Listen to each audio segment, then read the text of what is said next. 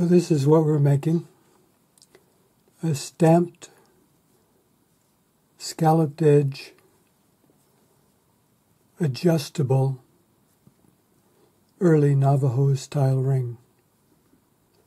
Simple.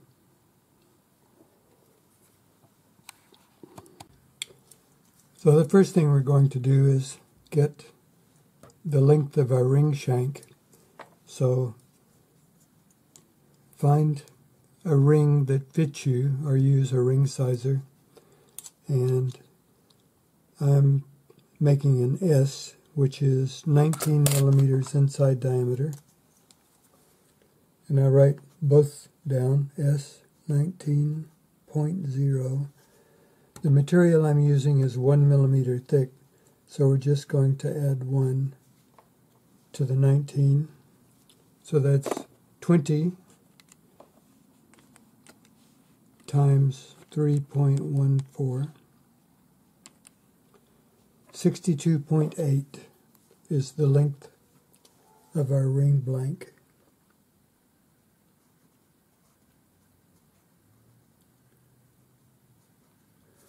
Now we're just going to cut this to the exact length. It's not going to be soldered, so the end will be open, but that's okay. And what I want to do is cut this on a taper, just so that it's a little more aesthetic. And this is the one I made last time, and you can see how the ends come. So they're almost touching, but the top part is quite wide. And we're going to do the same thing on this, only we're not going to put the anticlastic shape on it. So first thing, cut this to length, and I'm just going to use a shear. And 62.8. Just going to dial it into my calipers.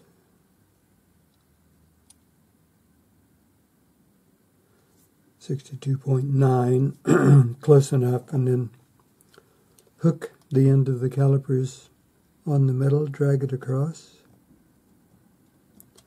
and it gives you a nice bright line to cut to. And I'm just using inexpensive shears bought from a hardware store. Just make sure that the edge is straight and not serrated, and make sure that they're sharp.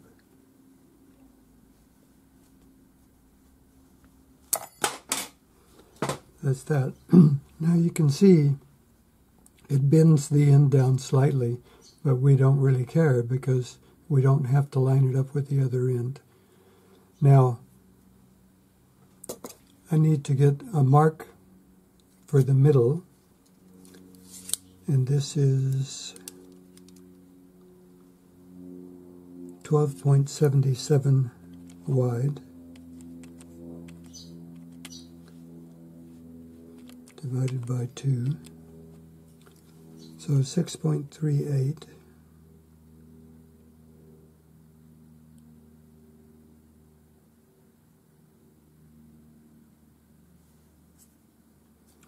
And if you use your little screw to lock your calipers, then you can use it to mark your metal. Now, I want this to be, I quite like this one, and it is 5 millimeters. Yeah, I should have done it 2.5 because then on either side will add up to 5. And we need the middle because we're going to draw a line from the middle to the end so that we can cut the ring blank into a taper. So I've marked across the middle and my 5 millimeter marks on the end, and I'm just going to use my metal straight edge, and this pen is actually a permanent ink,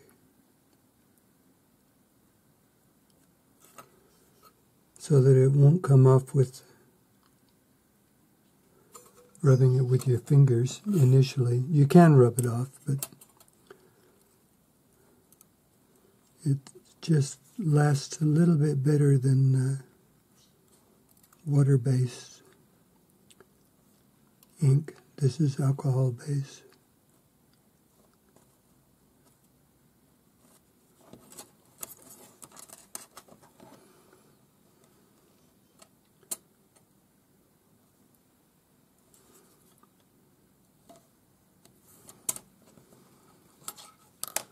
So you can see how we're going to cut this. And once again, I'm just going to use shears to cut it. Make sure that the bolt on your shears is tight, otherwise it's just going to bend the edge of the metal over.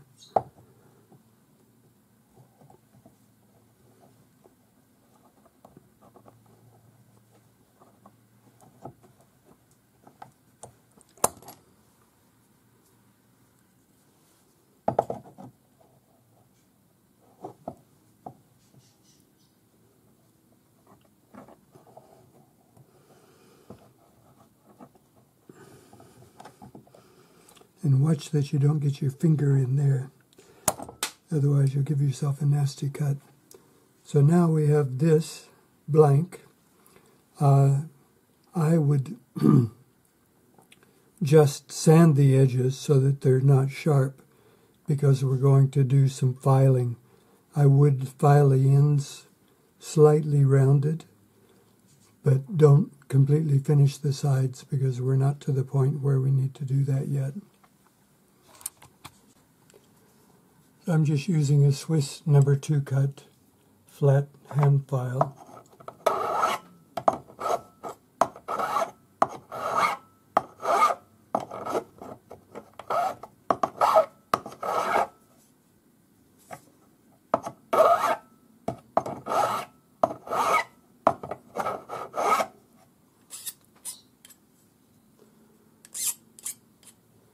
So just round the end, both ends.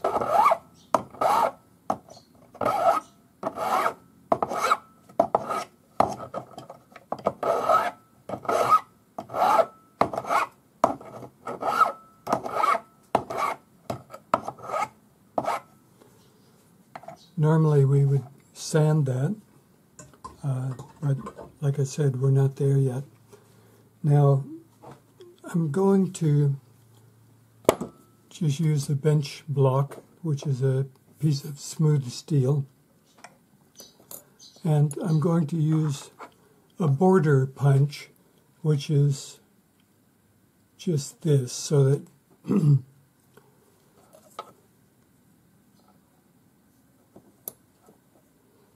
now I have my marks on there for marking the middle, and what I want to do is put my first mark right at that spot.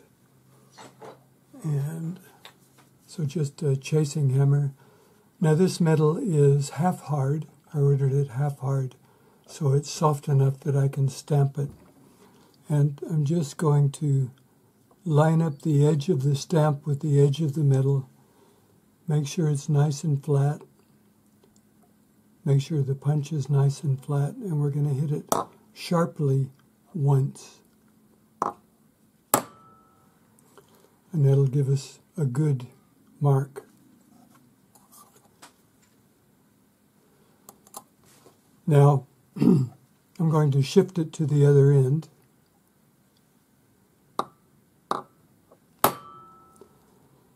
And then I can put the one in between the two.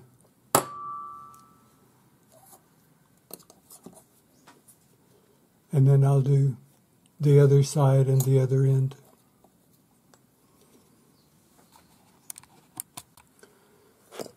So this is my initial decoration. Now I'm going to put a few other decorations on the inside. You can do whatever you want. I've got a whole bunch of stamps. So basically I can just pick what I want. I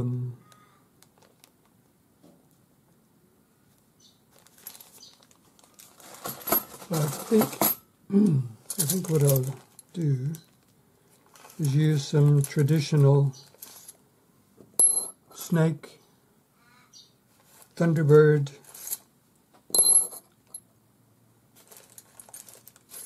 wolf paw,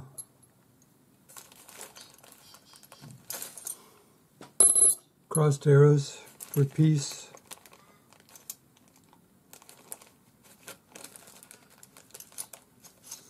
and a spiral. Spirals are always good. So just for a new age thing, I'll put the spiral right in the center. And then the crossed arrows, because I'm feeling peaceful.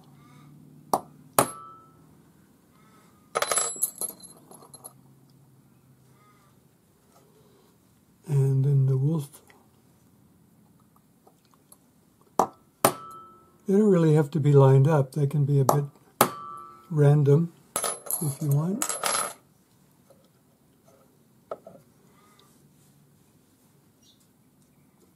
Thunderbird.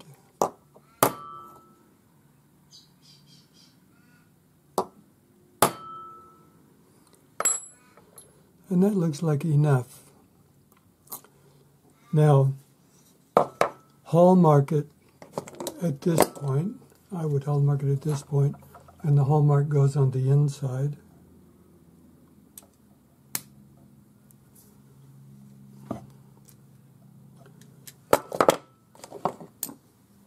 And that was mine, and this is 925.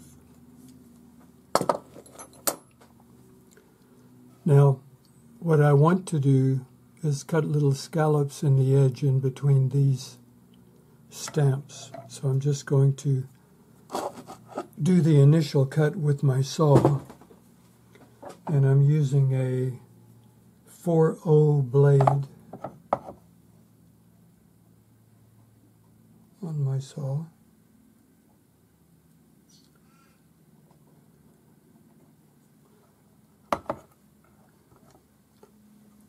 So the rule of thumb is 3 teeth should fit on the edge of the middle.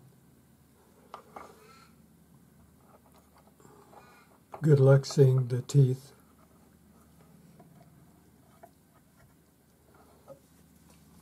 Now you could just take a round file and file these edges. But because it's a fairly large cut, I'm going to just use my saw.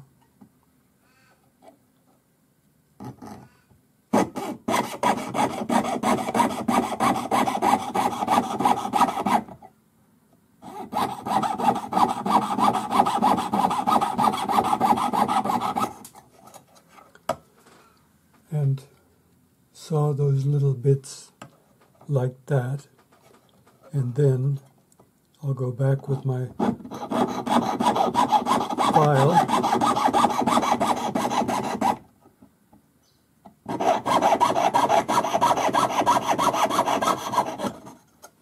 and tidy it up a little.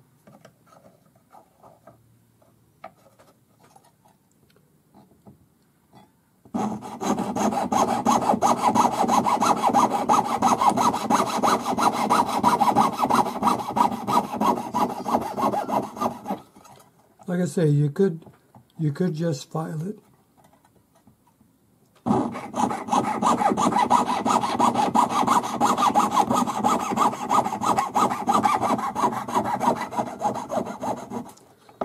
This makes it go a little bit quicker, and you can see just how quickly that does that. So now we'll do the other end and then file it.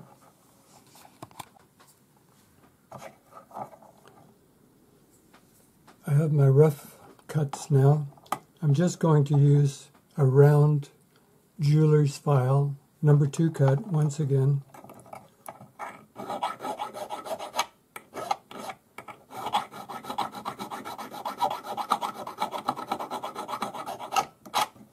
And even out the cuts.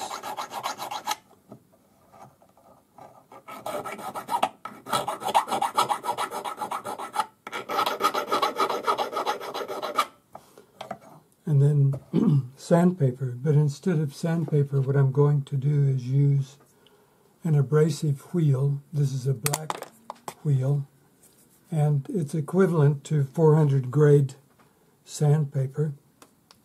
I'm just going to use it on my handpiece. And this is a Fordham handpiece.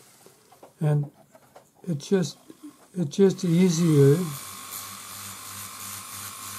and smoother than using the file.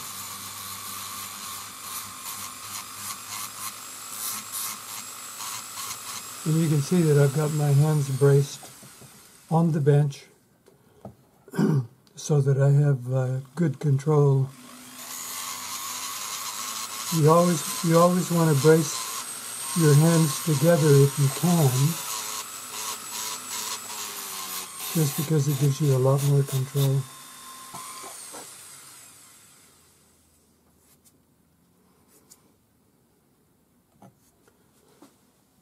So there's the blank, and it's basically ready to form. Now I'm just going to form this around my ring mandrel. There aren't enough stamps on it that it should have hardened it to the point where I can't form it. And by getting the metal half hard, if I don't have to heat it to anneal it, then we're not going to have fire scale that we have to deal with. So I'll just push it around the ring mandrel at a smaller point.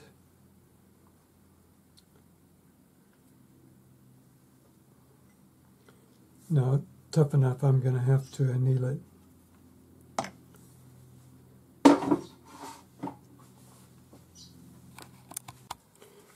Normally we just heat this up to a dull red, but what I want to do first is coat it with a fire scale preventative. This is Fire Scoff, and it's a trade name, but it's available through most of your jewelry supply places.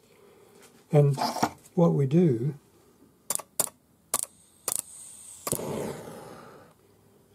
is we just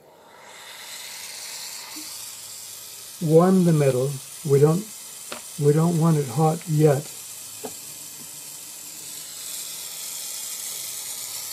But we warm the metal,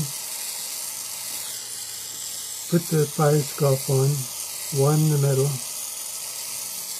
do it again.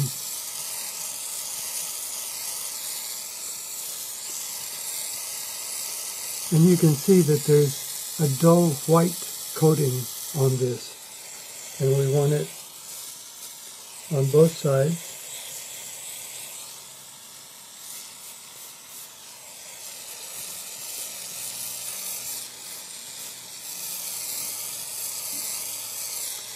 And I'll just show you that it's too warm to touch, but you can see that it has a dull white coating on it now. Now that will keep it from having fire scale, and we're just going to bring this up to a dull red.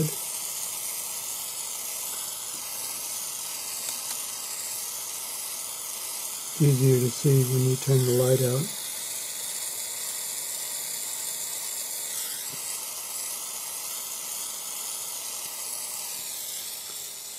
Now, when we quench this in water, it will be annealed.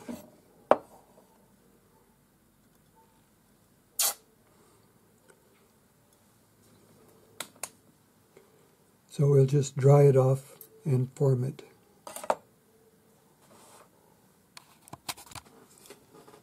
Now I'm back on my ring mandrel,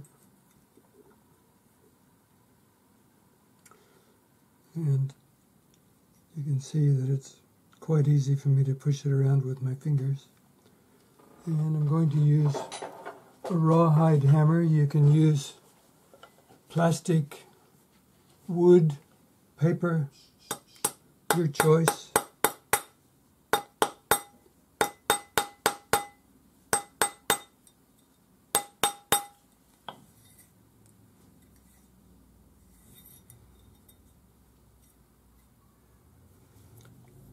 And after you've made it round, your ring stick should have the sizes on it, so you can just make sure that it's smaller than the size, and then when you hammer it to make it round, you can stop when you get to the correct size, and that is an S at this point. That's correct. And now I'm going to get the fire scoff off. It is water soluble. You could put it in pickle. And once you rinse the fire scoff off, then we'll polish it. And I'm just going to polish it with Tripoli.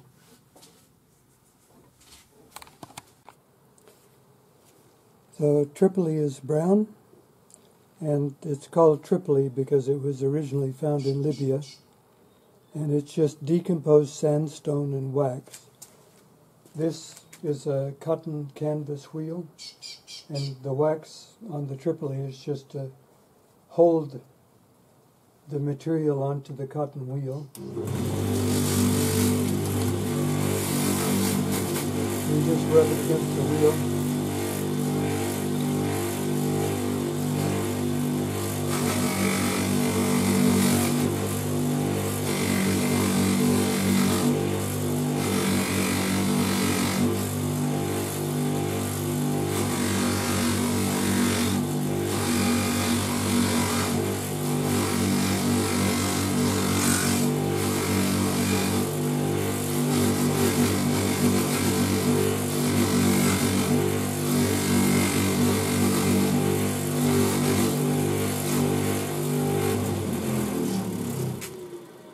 And this is a wooden ring mandrel that I have it on.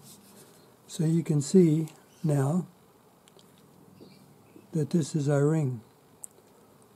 And we'll just give it a good scrub, soap and water, and that's it. You're finished.